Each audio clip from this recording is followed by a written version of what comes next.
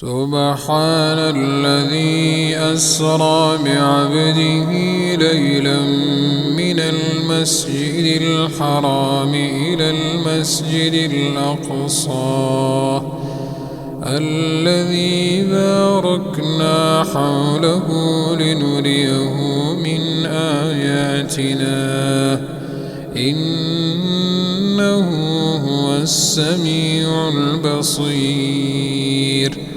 وآتينا موسى الكتاب وجعلناه هدى لبني إسرائيل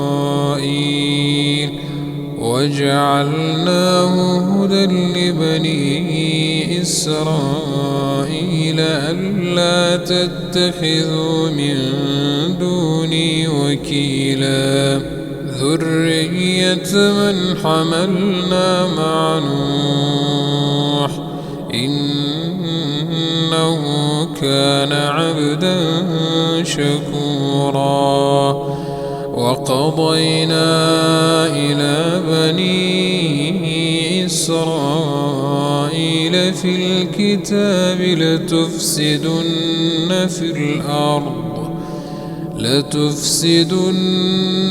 في الأرض مرتين ولتعلن علوا كبيرا. فإذا جاء وعد أولاهما بعثنا عليكم عبادا لنا أولي بأس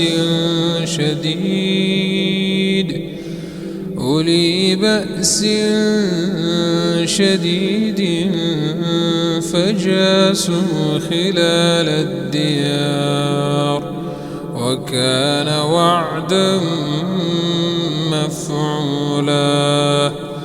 ثم رددنا لكم الكرة عليهم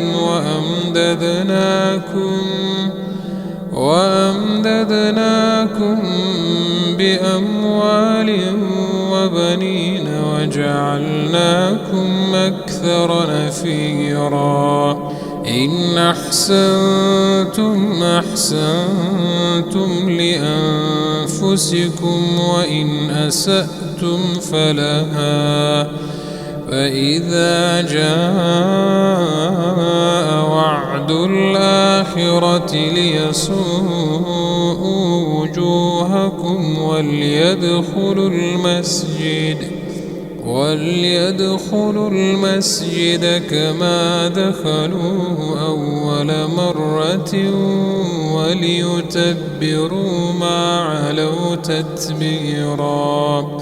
عسى ربكم أن يرحمكم وإن عدتم عدنا وجعلنا جهنم للكافرين حصيرا.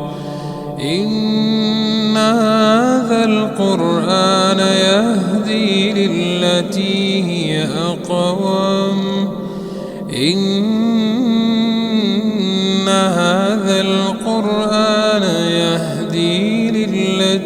هي أقوم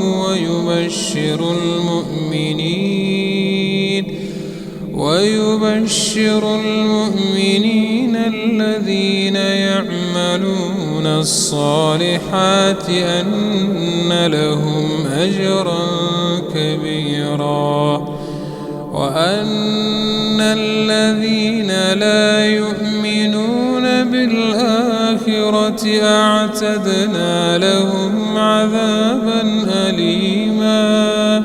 ويدعو الإنسان بالشر دعاءه بالخير وكان الإنسان عجولا. وجعلنا الليل والنهار آيتين فمحونا آية الليل وجعلنا آية النهار مبصرة لتبتغوا فضلا من ربكم ولتعلموا عدد السنين والحساب وكل شيء فصلناه تفصيلا وكل إنسان ألزمناه طائره في عنقه ونخرج له يوم القيامة كتابا يلقاه منشورا